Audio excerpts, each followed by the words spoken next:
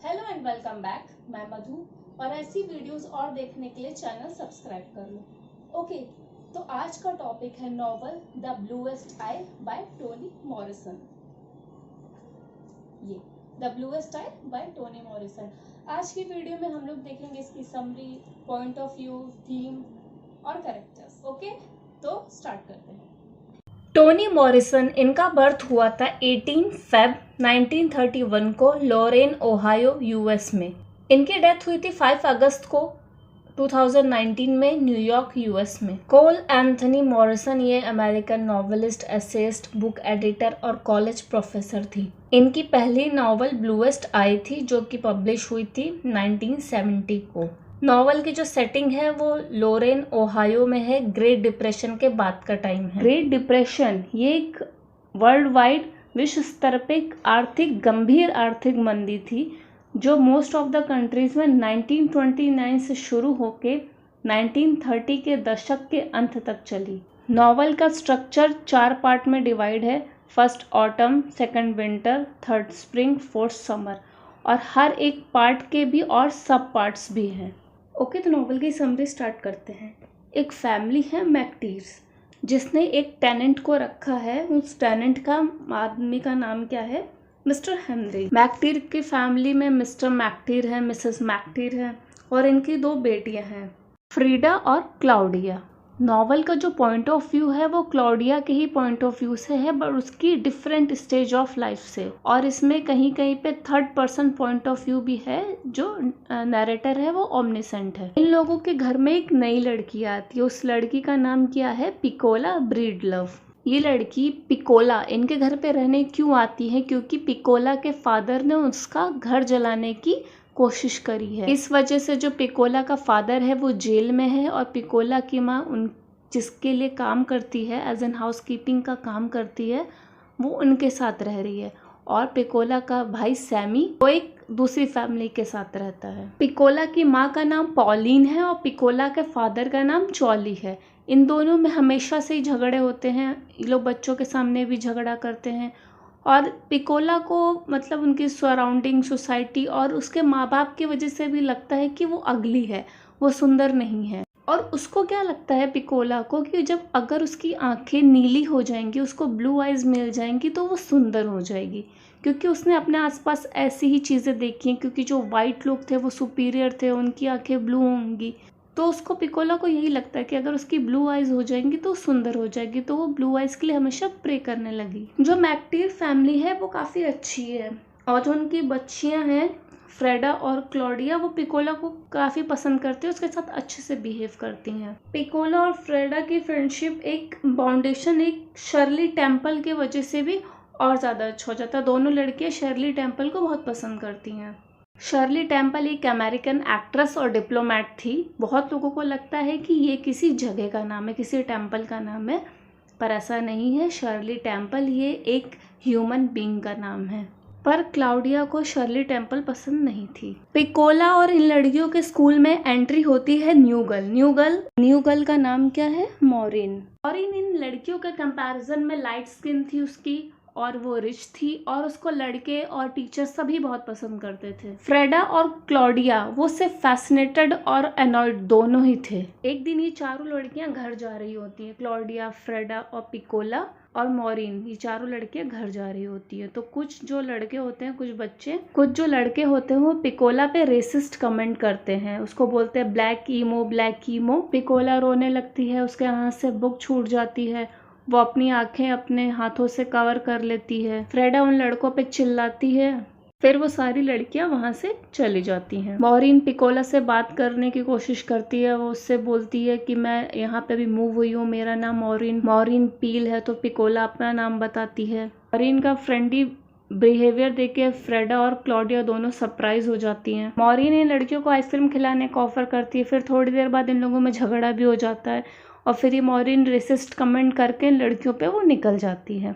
और झगड़ा पिकोला के फादर को लेके होता है। फिर नैरेटर से हमें गैरेल्डाइन के बारे में पता चलता है। उसका बेटा है जूनियर। ये लोग पिकोला के स्कूल के प्लेग्राउंड के पास में रहते हैं। एक दिन जूनियर पिकोला को देखता है और ऑफर करता है कि उसके घर में किटेंस देखने के लिए। वो पिकोला के मुंह पे अपनी बिल्ली फेंक देता है और बिल्ली को टेल से इधर उधर घुमाने लगता है और पिकोला को उसी के बचाने के चक्कर में एक्सीडेंटली कैट की डेथ हो जाती है। और वो कैट जूनियर के माँ को बहुत पसंद होती है और जब उसकी माँ घर आती तो जूनियर यही बोलता है कि उसको पिकोला ने उस कैट को मार दिया है। तो वो पिकोला को चिल्ला के भगा देती है जूनियर की माँ। अब हमें नरेटर से पॉलिन ब्रीड लव के बारे में पता चलेगा। वो जब छोटी थी तो एलाबाना में रहती थी।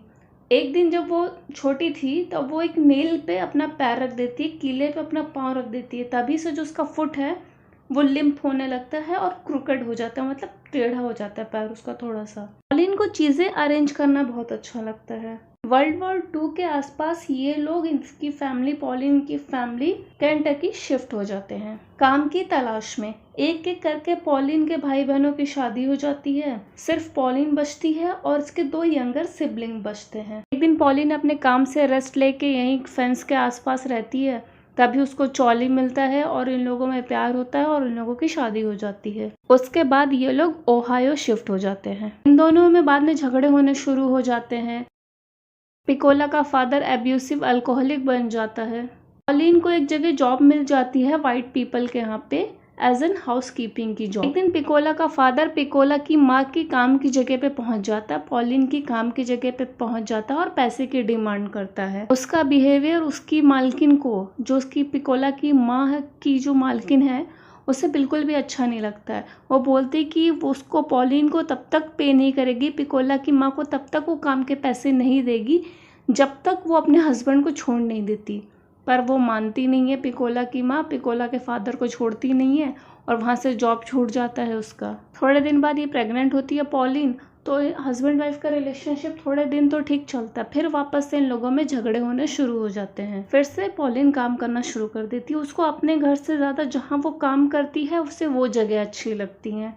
अब नरेटर से हमें पिकोला के फादर की पास्ट के बारे में पता चलेगा। जब चॉली का बर्थ हुआ था, जब वो 4 दिन का था, तब उसकी माँ ने उसे ट्रेन ट्रैक पे छोड़ दिया था। उसकी आंट जिमी ने, चॉली की आंट जिमी ने ही उसको बचाया था। उसका नाम अपने भाई के नाम पे, चार्ल्स ब्रीड लव के नाम पे रखा था। वही पिकोला के फादर को पालती है, वही चॉली को पालती है। चॉली जब थोड़ा बड़ा हो जाता है तब वो टाइसन में जॉब करता है ब्लू जैक आदमी के लिए। ब्लू जैक आदमी ये चॉली के साथ काइंडली बिहेव करता है, अच्छा बिहेव करता है। चॉली जब टीनेजर होता है तभी उसके आंट की डेथ हो जाती है। जब उसकी आंट का फ्यूनरल होता है तब वहाँ पे उसका एक कजिन भी आया होता है। फ्यूनरल के बाद ये लोग इधर उधर घूम रहे होते हैं और फिर लोग खेतों में चले जाते हैं। फिर चॉली को पिकोला के फादर को एक लड़की मिलती है, डार्लिन करके। चॉली और डार्लिन ये लोग फिजिकल हो रहे होते हैं कि तो वाइट आदमी आ जाते हैं, 2 वाइट पीपल आ जाते हैं और चॉली और डार्लिन को कंटिन्यू रहने के लिए बोलते हैं और वो दोनों खड़े होकर वहीं पे देखते हैं। इस बात का चॉली के दिमाग पे बहुत ज़्यादा बुरा असर पड़ जाता है और तब से वो वाइट पीपल की जगह पे, वाइट पीपल को हेट करने की जगह पे वो वुमेन को हेट करना शुरू कर देता है। फिर बाद में वो ये जगह छोड़ के चला जाता है। उसको पॉलिन मिलती है, इन दोनों की शादी हो जाती है और फिर ये लोग ओहायो आ जाते हैं। पर चॉली हमेशा से अपने आप को इस शादी में फंसा हुआ ही महसूस करता है। चॉली का प्रेजेंट टाइम दिखाते हैं नॉवल में कि एक दिन पिकोला डिशेस क्लीन कर रही होती है, बर्तन धो रही होती, तभी चॉली वहाँ पे आता है। पता नहीं उसके क्या दिमाग में आता है, कौन सा हेट्रेड, कौन सा, वो पिकोला का रेप करता है। जब वो उठती है पिकोला वहीं पे अनकॉन्शियस होती है। जब वो उठती है तब उसकी माँ वहीं पे खड़ी होती है। फिर नैरेटर से हमें सोपहेड चर्च के बारे में पता चलता है। सोपहेड का फादर स्कूल मास्टर था और उसने हाफ चाइनीज से शादी की थी। ओहायो में आने के बाद ही यहाँ की वुमेन सोपहेड को निकनेम देती हैं सोपहेड चर्च। सोपहेड एक बूढ़ी औरत के यहाँ पे रहता है। उस औरत का कुत्ता उसको बिल्कुल पसंद नहीं, उसको वो पॉइजन देने की कोशिश करता है बट उसे करेज नहीं होता है। एक दिन पिकोला सोपहेड के पास आती है और बोलती है कि मुझे ब्लू आइज चाहिए।